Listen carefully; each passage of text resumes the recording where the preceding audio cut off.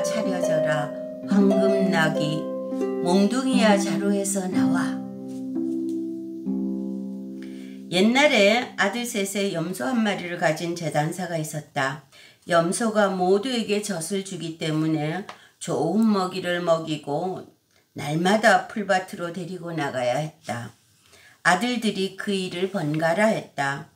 어느 날 마지가 염소를 가장 좋은 풀이 있는 교회 마당에 데려가 먹고 뛰놀게 했다. 저녁에 집으로 갈 시간이 되자 마지가 물었다. 염소야, 배부르니? 그러자 염소가 대답했다. 얼마나 배부른지 이파리 하나도 더 먹고 싶지 않아요. 매. 그럼 집으로 가자 하며 소녀는 염소를 줄여매어 외양간으로 데려가 묶어두었다. 그런데 하고 늙은 재단사가 말했다. 염소가 충분히 먹이를 먹었느냐? 오 하고 아들이 대답했다. 어찌나 배부른지 이파리 하나도 더 먹고 싶지 않대요. 아버지는 직접 확인하려고 외양간으로 내려가 사랑스러운 짐승을 쓰다듬으면서 물었다. 염소야, 배부르냐? 그러자 염소가 대답했다. 뭘로 내가 배부르겠어요? 그저 구덩이 위를 뛰었을 뿐 작은 이파리 하나 찾지 못했는걸요. 매. 이게 무슨 소리야? 하고 재단사가 소리치고 달려 올라가 소년에게 말했다. 이런 거짓말쟁이야. 염소가 배부르다고 했지? 그런데 염소를 굶겼어? 그리고는 화가 나서 벽에 걸린 자를 집어 여러 차례 때려서 쫓아냈다. 다음 날은 둘째 아들 차례였다. 둘째는 뜰의 생나무 울타리 곁에서 좋은 풀이 자라는 자리를 찾았고 염소는 좋은 풀을 깨끗하게 먹어치웠다. 저녁에 집으로 가려 할 때 둘째가 물었다. 염소야, 배부르니? 그러자 염소가 대답했다. 얼마나 배부른지 이파리 하나도 더 먹고 싶지 않아요. 매. 그럼 집으로 가자 하며 소녀는 염소를 줄에 메어 외양간으로 데려가 묶어두었다. 그런데 하고 늙은 재단사가 말했다. 염소가 충분히 먹이를 먹었느냐? 오 하고 아들이 대답했다. 어찌나 배부른지 이파리 하나도 더 먹고 싶지 않대요. 아버지가 그 말을 믿으려 하지 않고 외양간으로 내려가 염소에게 물었다. 염소야, 배부르냐? 그러자 염소가 대답했다. 뭘로 내가 배부르겠어요? 그저 구덩이 위를 뛰었을 뿐 작은 이파리 하나도 찾지 못한 거려. 매. 이 배덕한 악당 같으니라고 이런 순한 짐승의 배를 골리다니. 하고 소리치며 재단사는 달려 올라가 자로 소년을 때려서 문 밖으로 내쫓았다. 순서는 이제 셋째에게로 돌아갔다. 셋째는 일을 잘하려고 가장 좋은 잎이 있는 덤불나무를 찾아 염소에게 먹였다. 저녁에 집으로 가려 할 때 셋째가 물었다. 염소야, 배부르냐? 그러자 염소가 대답했다. 얼마나 배부른지 이파리 하나도 더 먹고 싶지 않아요. 매. 그럼 집으로 가자 하며 소녀는 염소를 줄에 메어 외양간으로 데려가 묶어두었다. 그런데 하고 늙은 재단사가 말했다. 염소가 충분히 먹이를 먹었느냐? 오 하고 아들이 대답했다. 어찌나 배부른지 이파리 하나도 더 먹고 싶지 않대요. 아버지는 믿지 않고 내려가서 염소에게 물었다. 염소야, 배부르냐? 그 악랄한 짐승이 대답했다. 뭘로 내가 배부르겠어요? 그저 구덩이 위를 뛰었을 뿐 작은 이파리 하나 찾지 못한 거려. 매. 오, 거짓말쟁이 족속 같으니라고 하고 재단사가 소리쳤다. 이 녀석이든 저 녀석이든 이렇게 패독하고 의무를 잊어버리다니. 너희는 더 이상 나를 바보로 만들지 마라. 화가 나서 제정신을 잃고 재단사가 뛰어올라가 등을 자로 어찌나 흠씨 무두질하듯 뱉는지 가엾은 소년이 집 밖으로 튕겨져 나갔다. 재단사는 이제 염소하고 단 둘이 있었다. 다음날 아침 제단사는 외양간으로 내려가 염소를 쓰다듬으며 말했다. 자, 사랑스러운 짐승아, 내가 직접 풀밭으로 데려가마. 제단사는 염소를 끈에 묶어 푸른 생나무 울타리 및 궁궁이 풀, 그 밖에도 염소가 즐겨 먹는 풀로 데리고 갔다. 여기서 한번 실컷 배를 불려도 된다 라고 말하고 그는 염소에게 저녁까지 풀을 뜯게 했다. 저녁이 되자 제단사가 물었다. 염소야, 배부르냐? 그러자 염소가 대답했다. 얼마나 배부른지 이파리 하나도 더 먹고 싶지 않아요. 매. 그럼 집으로 가자 하며 제단사는 외양간으로 데려가 묶어두었다. 외양간을 떠나려다 제단사가 한번 되돌아보며 말했다. 이번에는 배가 부르겠구나. 그러나 염소는 제단사에게라고 더 잘 굴지 못하고 소리쳤다. 뭘로 내가 배부르겠어요? 그저 구덩이 위를 뛰었을 뿐 작은 이파리 하나 찾지 못한 걸요. 매. 그 말을 듣자 제단사는 멈칫하며 아들 셋을 이유 없이 내쳤다는 것을 똑똑히 알게 되었다. 기다려! 하고 소리쳤다. 배은망덕한 놈아, 너를 쫓아내는 것만으로는 부족하다. 내가 정직한 제단사들 사이에서 다시는 모습을 보이지 못하도록 표시를 해주마. 그는 황급히 뛰어올라가 면도기를 가지고 와서 염소의 머리에 비누칠을 하고는 털을 손바닥처럼 매끈하게 밀었다. 그리고는 좀 패주려고 자를 들었는데 자는 너무 과하게 명예로운 듯하여 채찍을 가져와 흠씬 때려주었다. 염소가 힘껏 뛰어 달아나도록. 혼자 집에 외롭게 앉아있던 제단사는 큰 슬픔에 빠졌고 아들들이 돌아왔으면 했다. 그러나 아이들이 어디로 갔는지 아무도 몰랐다. 마지는 소목장에게로 배우러 갔다.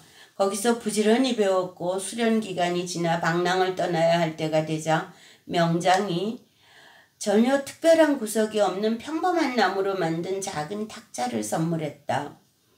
그러나 한 가지 좋은 특성을 가지고 있었다. 누구든 펴놓고 식탁아 차려져라 하면 그 착한 식탁은 곧 깨끗한 식탁보로 덮이고 거기에 접시 하나, 그 옆에 칼과 포크가 있고 삶은 고기와 구운 고기가 담긴 그릇들이 공간이 되는 만큼 자리를 잡았고 붉은 포도주가 담긴 큰 잔이 빛나 사람의 마음을 기쁘게 했다. 이거면 내 평생 넉넉하겠구나 라고 생각하며 젊은 도제는 즐겁게 세상을 돌아다녔고 어떤 여관이 좋을지 나쁠지 뭘 찾을지 못 찾을지 같은 건 전혀 걱정하지 않았다. 마음에 들면 어디 들어가지 않고 내키는 대로 들판에서 숲에서 풀밭에서 작은 식탁을 등에서 내려놓고는 식탁아 차려져라 하고 말했고 그러면 그의 마음이 갈망하는 모든 것이 거기 있었다. 마침내 그는 이제 노여움이 가라앉아 작은 요술 식탁과 함께 그를 기꺼이 다시 받아들일 아버지에게 돌아갈 생각을 했다. 집으로 돌아가는 어느 날 저녁에 마지는 손님들로 가득 찬 여관에 들어갔다. 사람들이 그를 환영하며 함께 앉아 식사하자고 초대했다. 그러지 않으면 따로 뭘 얻어먹기 어려울 거라고 했다. 괜찮습니다. 라고 목수는 대답했다. 얼마 안 되는 음식을 못 먹게 뺏지는 않겠어요. 그보다는 여러분이 제 손님이 되어 주시지요. 사람들은 웃으면서 그가 농담을 한다고 생각했다. 그런데 그가 작은 나무 식탁을 방 한가운데 펴고 말했다. 식탁아 차려져라. 순식간에 작은 식탁이 여관 주인은 만들어낼 수 없을 만큼 훌륭한 음식으로 가득 찼다. 그 냄새가 먹음직스럽게 손님들의 코 속으로 들어왔다. 드세요 친구들. 소목장이가 말했고 손님들은 그게 무슨 뜻인지 알자 2번 권하게 하지 않고 썩 다가 앉아 나이프를 들고 용감하게 먹기 시작했다. 그들이 가장 놀란 노릇은 대접 하나가 비면 금방 가득 찬 대접 하나가 저절로 그 자리에 놓이는 것이었다. 여관 주인이 한 구석에서 그 상황을 지켜보았다. 무슨 말을 해야 할지 전혀 알 수 없었지만 그래도 그는 생각했다. 이런 요리사는 영업에도 잘 쓰이겠는걸? 젊은 도제와 일행은 늦은 밤까지 흥겹게 보내다 마침내 다들 잠자리에 들었다. 젊은 도제도 침대로 가서 기적의 식탁을 벽에 기대어 세워두었다. 그러나 여관 주인만은 그의 생각들이 휴식을 주지 않았다. 잡동사니를 두는 헛간에 마침 똑같아 보이는 낡고 작은 식탁이 있다는 생각이 나서 아주 살그머니 가져와 기적의 식탁과 바꿔치기 했다.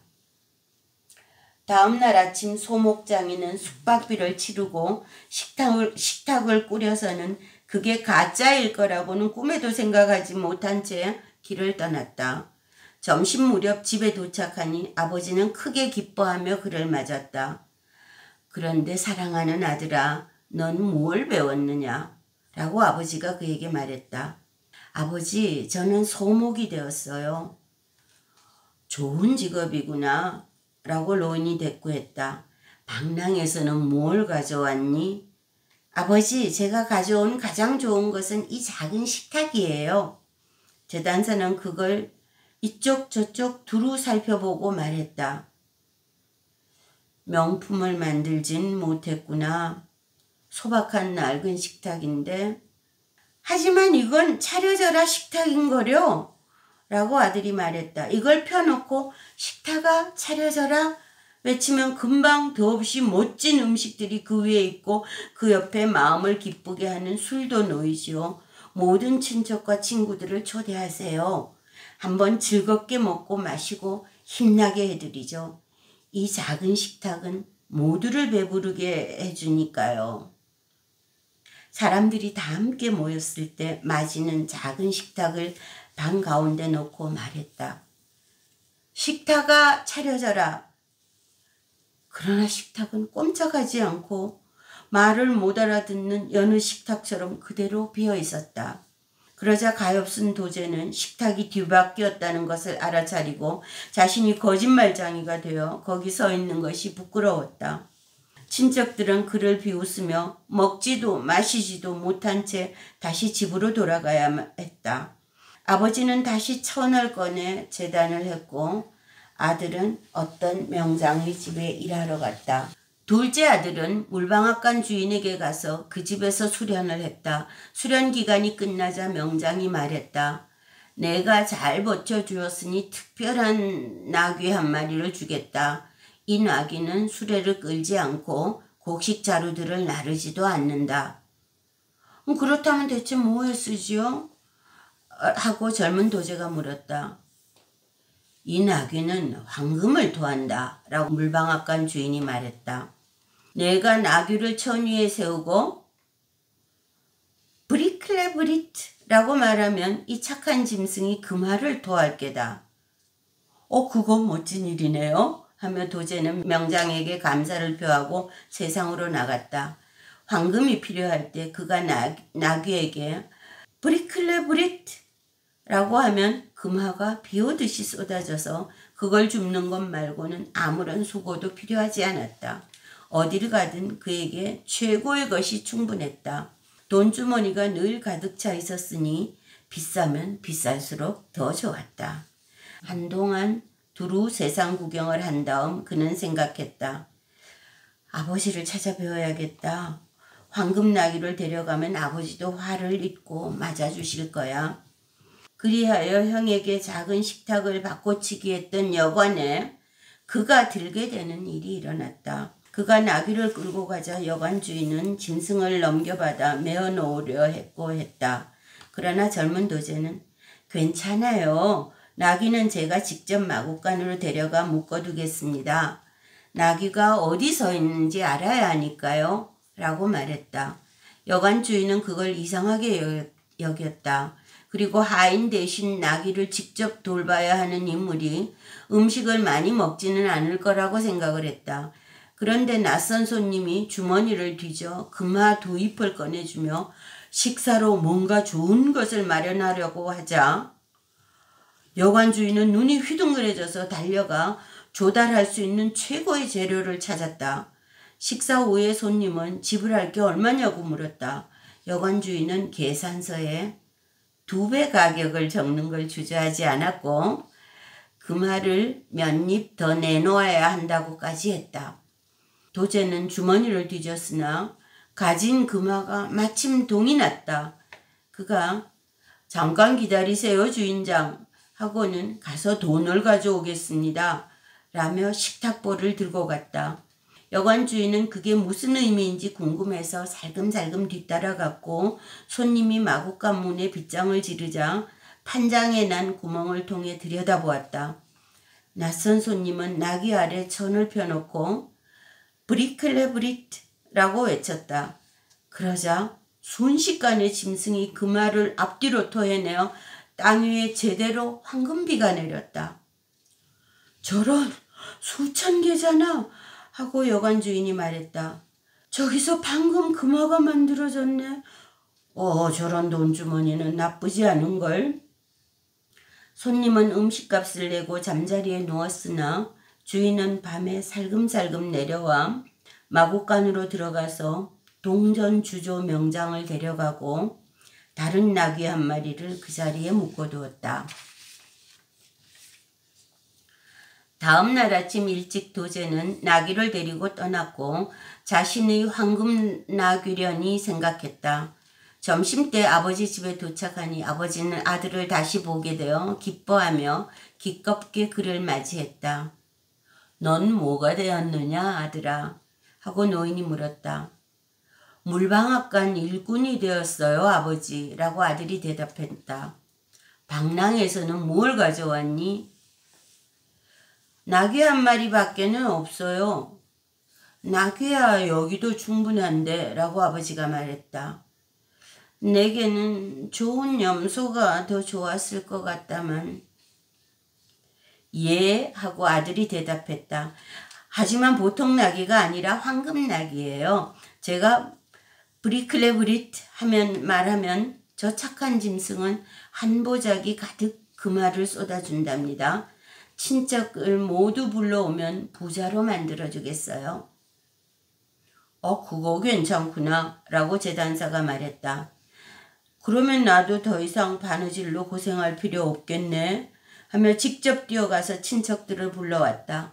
친척들이 모이자 물방앗간 일꾼은 그들에게 자리를 만들어 달라 청하고는 천을 펴놓고는 나귀를 방으로 데리고 들어왔다.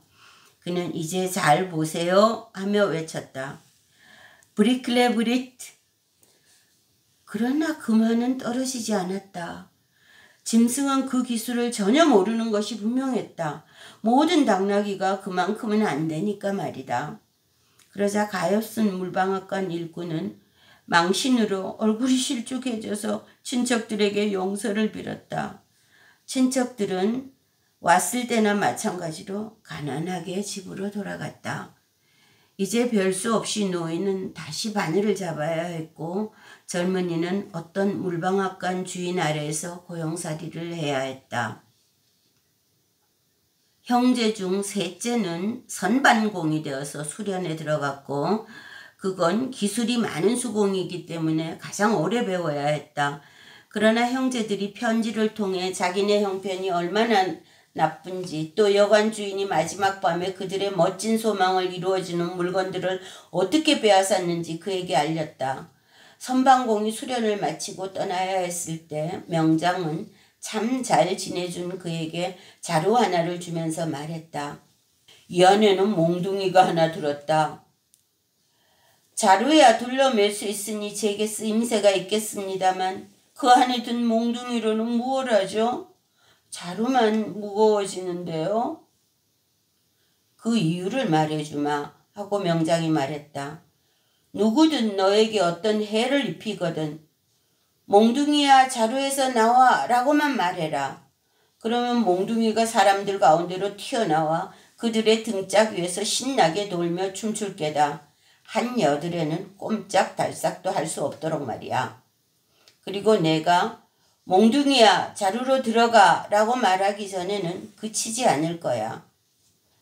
도제는 감사의 뜻을 전하고 자루를 둘러맸다. 그리고 누군가가 너무 가까이 오거나 공격하려고 할 때 그는 몽둥이야 자루에서 나와 라고 외쳤고, 그러면 금방 몽둥이가 튀어나와서 한 사람 한 사람 차례로 저고리든 조끼든 등짝처럼 흠씬 두드려주며 그가 나서서 힘을 잃게 하기 전까지는 쉬지 않았다.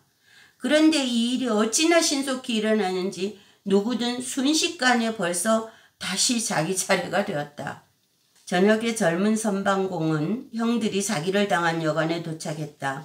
그는 연장 가방을 내려 식탁 위에 놓고 무슨 별별 이상한 것을 세상에서 보았는지 이야기하기 시작했다. 그래요 하고 그가 말했다. 저절로 차려지는 식탁이나 황금나귀 같은 것도 보지요. 온통 좋은 것들이지요. 하지만 제가 여기 자루에 담아 가지고 다니는 보물에 비하면 아무것도 아니지요. 여관 주인은 두 귀를 쫑긋했다. 도대체 그게 뭘까? 하고 그는 생각했다. 자루가 아마도 보석으로 가득 찼겠구나. 난 저 자루도 쉽게 얻을걸? 모든 좋은 건 다 삼세판이잖아. 잘 시간이 되자 손님은 긴 의자에 몸을 뻗고 누우면서 자루를 베개 밑에 놓았다. 여관 주인은 손님이 깊이 잠들었다고 생각했을 때 그에게 와서 아주 조심스럽게 자루를 살살 밀고 잡아당겼다. 자루를 빼내고 그 자리에 다른 걸 놓을 수 있는지 보기 위해서였다. 그러나 선방공은 이미 오래전부터 주인이 힘껏 빼내려고 하는 순간을 기다렸다가 외쳤다. 몽둥이야 자루에서 나와. 작은 몽둥이는 금방 튀어나와 여관 주인의 몸 위를 달리며 더 참을 수 없을 만큼 구석구석 문질러 주었다. 여관 주인은 불쌍할 만큼 비명을 질렀다. 그러나 몽둥이는 소리가 크면 클수록 그만큼 더 세게 비명의 박자까지 맞추어 그의 등을 쳤고 마침내 주인은 힘이 다해 땅바닥으로 쓰러졌다. 그러자 선방공이 말했다. 스스로 채워지는 식탁과 황금나귀를 다시 내주지 않으면 춤을 새로 시작하겠다. 아니요. 여관 주인이 완전히 기가 죽어 부르짖었다. 모든 걸 기꺼이 내주겠소. 이 저주받은 심부름꾼을 다시 자루에 기어 들어가게만 해주시오. 그러자 도제가 말했다. 은사의 판결을 내리겠지만 나쁜 장난을 치지 않도록 조심하시오. 그런 다음에야 그는 몽둥이야 자루로 들어가 하고 외쳐서 몽둥이를 멈추었다. 다음날 아침 선방공은 차려져라 식탁과 황금나귀를 가지고 아버지에게 갔다. 제단사는 아들을 다시 보자 기뻐하며 그에게도 타향에서 뭘 배웠느냐고 물었다. 아버지 하고 그가 대답했다. 저는 선방공이 되었습니다. 기술이 많이 드는 수공이구나 라고 아버지가 말했다. 방랑에서는 뭘 가져왔느냐? 값진 겁니다 아버지 하고 아들이 대답했다. 자루에 든 몽둥이 하나예요. 뭐라고? 하고 아버지가 소리쳤다. 몽둥이 하나라니 그건 수고를 들일 가치가 없어. 아무나 찍어 만들 수 있지. 하지만 이런 건 안 됩니다 아버지. 제가 몽둥이야 자루에서 나와 하면 몽둥이가 튀어나와 저를 좋지 않게 생각하는 사람과 고약한 춤을 추며 그가 땅바닥에 드러누워 좋은 날씨를 빌 때까지 그치지 않지요. 보세요. 이 몽둥이로 제가 여관 주인이 형님들한테서 빼앗은 요술 식탁과 황금나귀를 찾아왔어요. 늙은 제단사는 그닥 믿으려 들지 않았지만 친척들을 불러 모았다. 그러자 선방공이 방에 천을 깔고 황금나귀를 데리고 들어와 형에게 말했다. 자, 형님 이제 말해보세요. 물방앗간 일꾼이 브리클레브리트라고 말했고 순식간에 금화가 천 위로 소나기 쏟아지듯 떨어졌으니 나귀는 모두가 더 이상 들 수 없을 만큼 가지기 전까지는 그치지 않았다. 듣고 있는 당신도 거기 있고 싶어 하는 게 내 눈에 보이는걸? 그 다음에 선방공은 작은 식탁을 가져와 말했다. 형님 이제 말해보시죠. 그리고 소목장이가 식탁아 차려져라 하자 식탁은 더없이 멋진 그릇들로 넉넉히 채워졌다. 이어 식사를 했는데 선한 제단사가 그 집에서 아직 경험한 바 없는 일이었고 모든 친척이 밤까지 함께 머물며 다들 흥겹고 즐거웠다. 제단사는 바늘과 실패, 자, 다리미를 장롱에 넣어두고 세 아들과 함께 기쁘고 멋들어지게 살았다. 그런데 제단사가 아들 셋을 내쫓게 만든 죄를 지은 염소는 어디로 갔을까? 그 이야기도 해주지. 염소는 대머리인 게 부끄러워 달려가서 어느 여우 굴로 기어들어갔다. 여우가 집으로 오니 커다란 눈 한 쌍이 어둠 속에서 마주 빛을 뿜어 놀라서 다시 달아났다. 곰을 마주치게 되었는데 여우가 몹시 당황한 것을 보고 곰이 말했다. 무슨 일이야 여우 형제? 왜 얼굴이 그래? 아, 빨강 여우가 대답했다. 끔찍한 짐승이 내 굴에 들어앉아서 나를 불같은 눈으로 노려보았어. 우리 빨리 몰아내자 라고 곰이 말하고 함께 가서 굴을 들여다보았다. 그러나 불같은 두 눈을 보자 곰 역시 두려움이 엄습했다. 그는 무서운 짐승과 상종하지 않고 줄행랑을 쳤다. 벌을 만나게 되었는데 벌은 곰이 속이 편치 않다는 걸 알아차리고 말했다. 곰아, 아주 언짢은 얼굴을 하고 있구나. 내 신명은 어디로 간 거야? 너 말 한 번 잘한다 라며 곰이 대답했다. 이 빨간 아이네 집에 왕눈을 가진 끔찍한 짐승이 앉아있는데 우린 그걸 쫓아낼 수가 없어. 벌이 말했다. 불쌍하구나 곰아. 나야 너희가 길 가다 쳐다도 안 보는 가엾고 약한 생물이지만 그래도 너희를 도울 수 있을 것 같아. 벌이 여우굴로 날아들어가 염소의 매끈하게 민 머리 위에 내려앉아 어찌나 세게 쏘았는지 염소는 펄쩍 뛰면서 매 소리치고는 미친 듯이 세상으로 달아나 버렸다. 그리고 염소가 어디로 가버렸는지는 지금 이 시간까지 아무도 모른다.